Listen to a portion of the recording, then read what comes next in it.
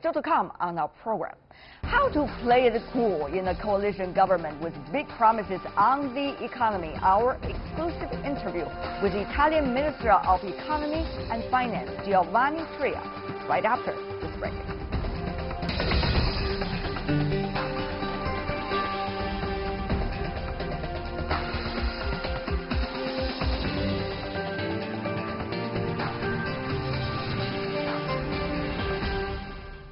Welcome back. You're still watching World Insight. I'm Tian Wei. The program is coming to you live Monday to Friday on CGTN.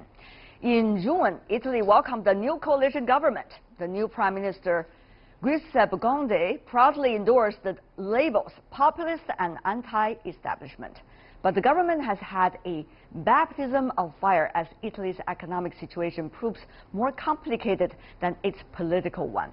Despite the nation's rising debt, the coalition has promised social welfare, tax cuts, and pension reform, and it firmly believes its ability to deliver. To find out how Italy plans to deliver on these promises and the future of its economy and financial state, I spoke with Italian Minister of Economy and Finance, Giovanni Tria, recently in Beijing.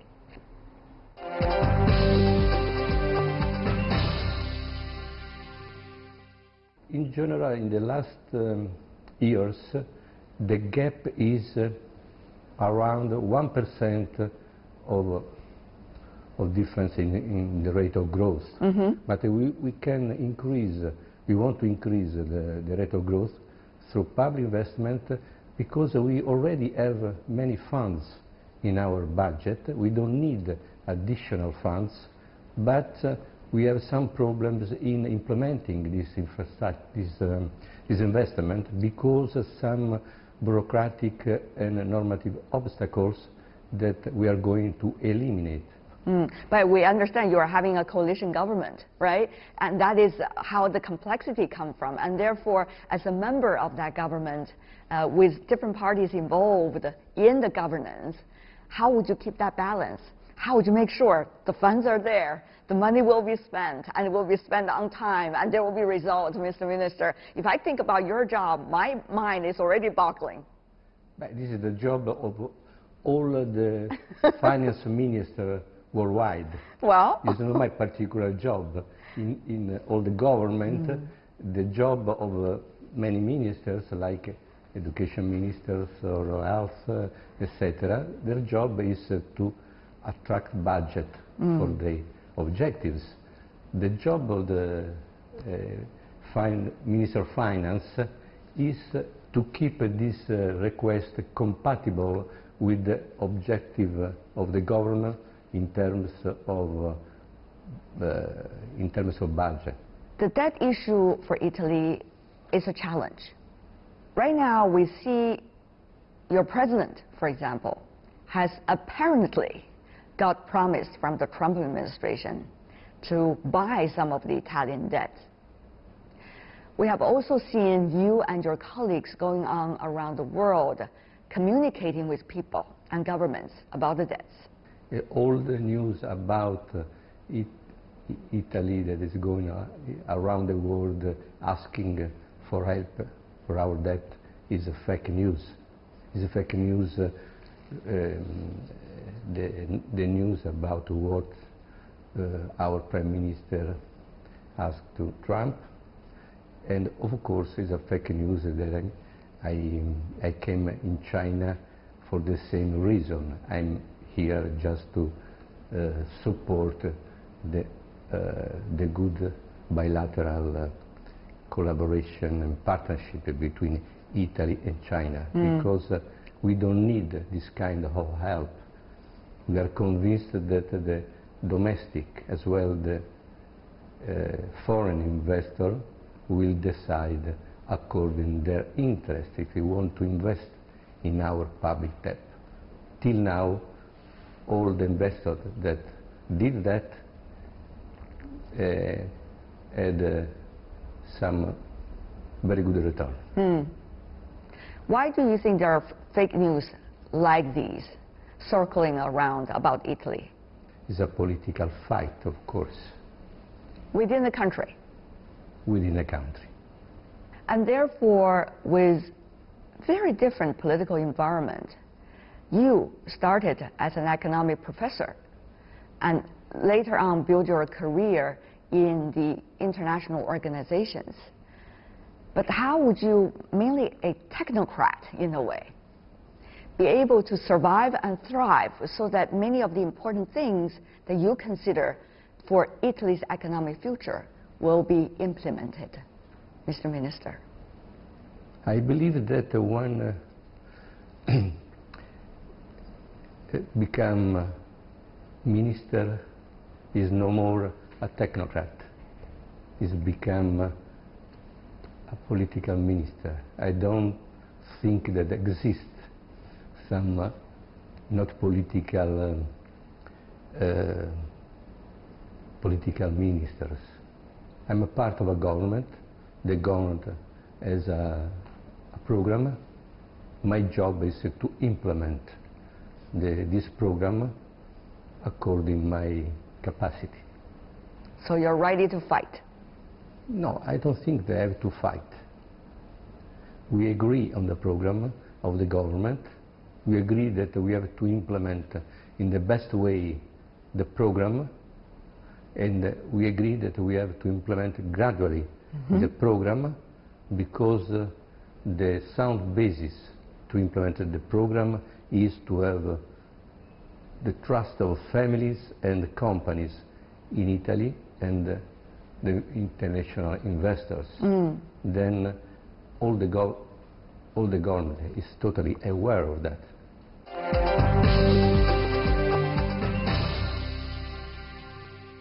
You mentioned a lot about infrastructure throughout our conversation, Mr. Minister. Yes. As you may know, this year also 5th anniversary already of the Belt and Road Initiative, otherwise known as the BRI.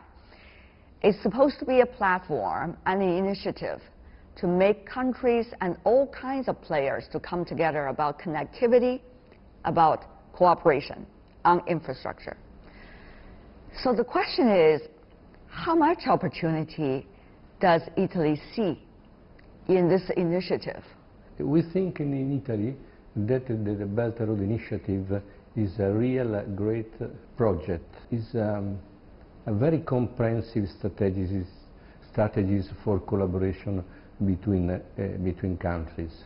Then Italy is strongly interested in participating in this big project, both along the land route connecting Asia and Europe, and along also the maritime route connecting to the sea, Asia, China and Europe. And of course we think that Italy, for historical point of view, also looking at the modern time and the future, can be the natural terminal of the maritime route of the Belt and Road Initiative. And then we can have a partnership in order to operate in third countries, or in China, or in Italy. But we understood that this project is a project that is not limited to the economic issues, but it's a big project that is important to increase the collaboration between the countries involved, and in this way it's possible also to govern the big change in the economic the big change in the global economy in a collaborative way. You talk about it's not just about infrastructure, it's also about connectivity, about many areas. But the question is, even if when it's only about infrastructure, it's already taken a long time, because we know building infrastructure, maintaining infrastructure, let infrastructure buildings eventually be economically viable. It takes a lot of time. But the world is changing so fast. And administrations in Italy, of course, we have seen some changes over the years. So the efficiency, speed, and the aspiration, how do you reconcile all of these factors together, Mr. Minister? I believe that just because the world is changing so fast, the risk of investment is increasing, of private investment. This means that the government and the public institution should give a framework, a strategic framework for investment. This is very important. Otherwise, in a world with a very fast change in technology, maybe the private investor, without a general framework, can't deal with the increasing economic risk. So a vision is very important. A platform, a new rule of possibilities is very important. Yeah. But then how is that compared to what is going on right now? I mean, Mr. Minister, as an economist, you know better than I do. The unilateralism, the rise of it, whether it's in Europe or in the Asia-Pacific region and around the world, the rule of the jungle, as they say, has become apparently the rules of governance these days, at least by some politicians. And the different roles different economies play, developing, emerging, and developed economies. The division about ideologies as well, not just political ideologies, but how the world should be run. So, Mr. Minister, I want to really invite your wisdom about this too. What is going to be the rule of the game? And how does Italy come into this discussion of the rule of the game? Of course, we can design rules for a global governance through dialogue. These rules should be convenient for what we call now the advanced countries or the emerging countries. But maybe in the next futures, the positions in this kind of rankings between countries will change. Then always when you design the rules of the game, you don't have to think the position that we have now, but also the position that we can have in the future. If I would ask you to sum up with one sentence as to where Italy stands in this global debate, where are you? I think in this debate, Italy can have a big role, because it's a country that traditionally is very open to the world, and it's convenient for Italy, and I can say also for Europe to be open. I don't think that we can benefit from, for example, protectionism. We can benefit from open markets. Of course, open markets depends also on the rules. Free market doesn't exist in nature. It's a product of rules. Then we need dialogue to design the more appropriate rules to keep open the markets. So you don't like trade wars? No, I like open markets for trade.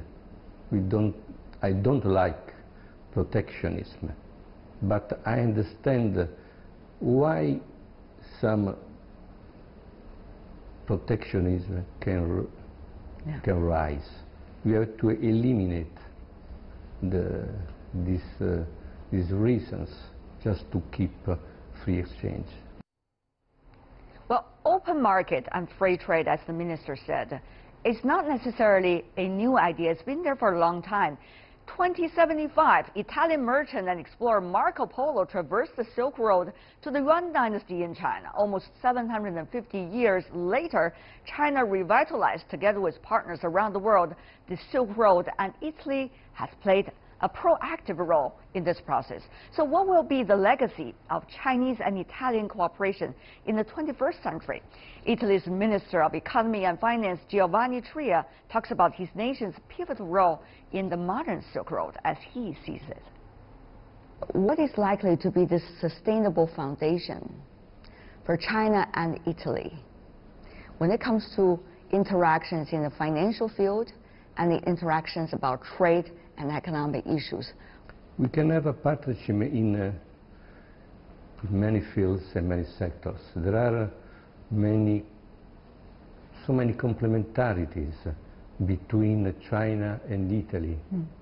We can take advantage, we can profit of these complementarities, developing synergies. Like what?